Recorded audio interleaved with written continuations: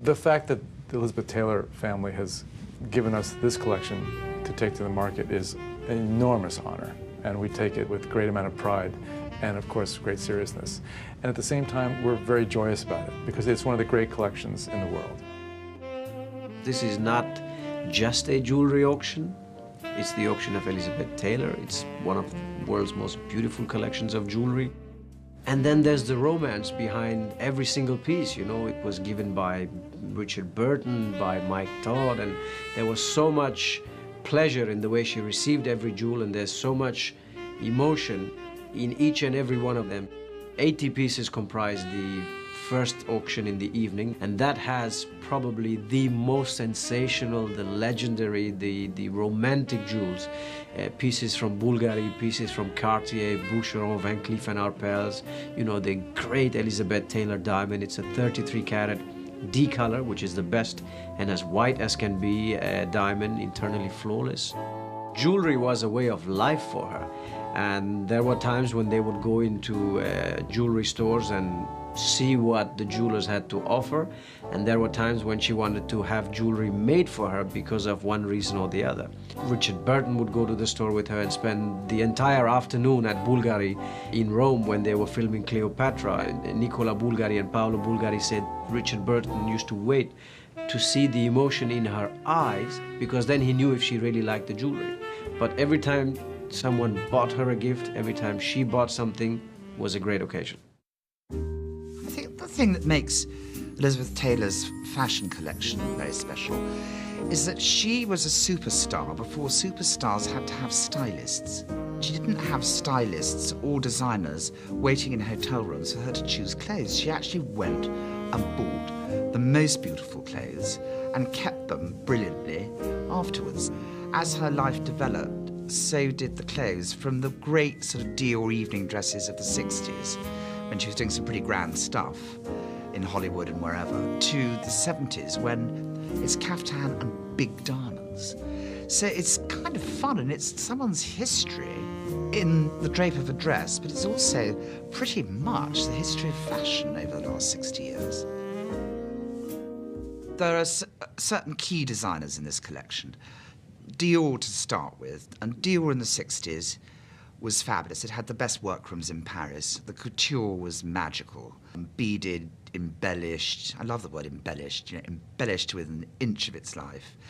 In the 70s, she goes on a kind of bit of a magical mystery hippie tour.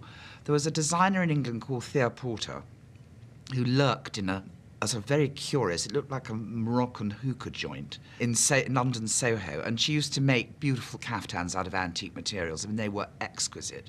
Then Miss Taylor discovers Michael Volbracht, an American designer, who had a big relationship in what he did with artists of the time, Andy Warhol, Keith Haring and Basquiat, and that's a very interesting capsule collection.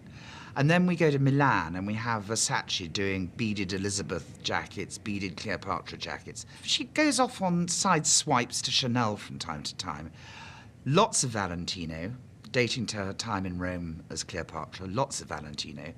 So it's the big designers of the late 20th century. She used to go to the collections like very rich women at the time. They'd then make the dress in whatever colour she wanted, because that's what couture's all about. And they'd make sure that perhaps she was the only one in America with that dress. You don't want two women turning up at Chasen's or the Macambo or whatever wearing the same white deal with gold beading, do you? So it's a big production. There's a lot of work that goes on behind the scenes. From the moment we get the jewelry until the day it's hammered down on that rostrum and moved on to the new owner, there's tremendous work that goes behind it. There's a great team that we have here, from the administrators, the catalogers, the shipping coordinator, the safe coordinator who makes sure that everything comes into the vault every night. A decision was made early on to approach it almost by decade, if you will. That wasn't a strict guideline, but at least that helped us in wrapping our head around how and where we start. We'll try to give you an insight as to what her style looked like, how she was dressing during certain periods of time in her life, and it would be like going to see a museum exhibition, except at an auction house. My expectations are that it gives you an insight into what her life was like through all these decades. I want it to be very elegant, respectful, befitting not only an iconic American film star, but also an incredible mother, a humanitarian. All of those women sort of rolled into one. And I think the key to doing or creating this exhibition is something that addresses each and every one of those issues and doesn't rely on something gimmicky. A number of the garments were photographed on Miss Taylor, so we're fortunate enough to have that sort of a record. There's an amazing crew here of Christie's people going through stacks and stacks of family photographs, trade magazines, photo albums, looking for photographs of Miss Taylor wearing a lot of the fashion that we have here. For example, we have this piece, so we've flagged it, and you can see it throughout. We have this dress. We now know that she wore it to the Golden Globes. It's quite an eclectic collection. Lots of variety, lots of sequins, beads, quite blingy colours, lots of different types of skins and leathers. So it's challenging because of the volume. There are over 300 bags, all grouped into different lots. There are many different designers, so we've got Valentino, Gucci, Dior, Louis Vuitton, and I have to go back through and work out what collections they're from and date them. Everything is in really good condition, actually. It looks like she only sort of wore things once. So she'd have one bag for one outfit and a pair of shoes, and she just wore it for one occasion, and then it went back in a box or storage. It's pretty much perfect. I think the main objective is for people to grasp and be very mindful of the most beautiful image I can remember of Elizabeth Taylor. What we started doing with the collection was essentially designing the identity. And then that identity gets applied to many different elements.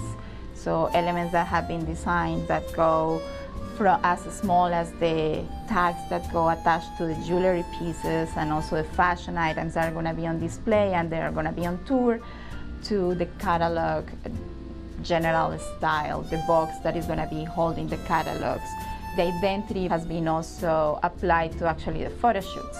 The photo shoots that we have been developing with several teams just to be included in the catalogs, in the shows as well.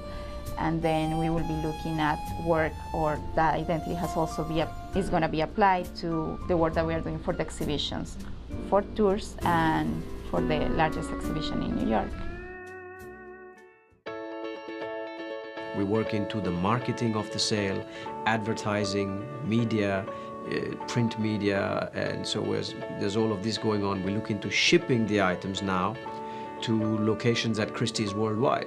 Clients come in, meet with a specialist, ask his or her advice on what a particular jewel is worth, what it is that one should pay for it, why is it good, why is it maybe better than the next one out there.